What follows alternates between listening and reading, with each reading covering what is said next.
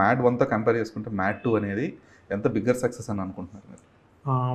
అంటే in terms of revenue మన first cinema ఈ క్లోజింగ్ కలెక్షన్స్ డే 1 వచ్చేసింది అంటే సో అది బిగ్గర్ సక్సెస్. దాని అన్నిటికంటే పెద్ద సక్సెస్ ఏంటంటే బ్రో, నేను నిన్న నైట్ శ్రీరాములు సెకండ్ షోకి వెళ్ళినప్పుడు చిన్నపిల్లలు మన వీళ్ళంతా ఉంటారు చూడండి బ్రో, అంటే మన పెద్ద అత్తయ్యలు మావయ్యలు ఆ ఏజ్ గ్రూప్ వాళ్ళందరూ వచ్చి కూర్చొని చూసి అంటే సీట్లలో పడి పడి నవ్వడం కొన్ని చూశాను నేను.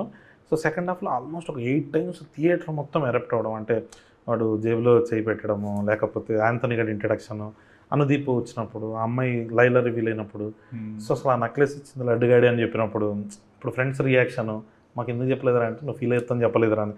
సో అలాంటి మూమెంట్స్ ఉన్నాయి కదా బ్రో, అవన్నిటికీ వాళ్ళు ఎంజాయ్ చేస్తుంటే ఎస్ మనం ఈసారి దానికంటే బిగ్గర్ సక్సెస్.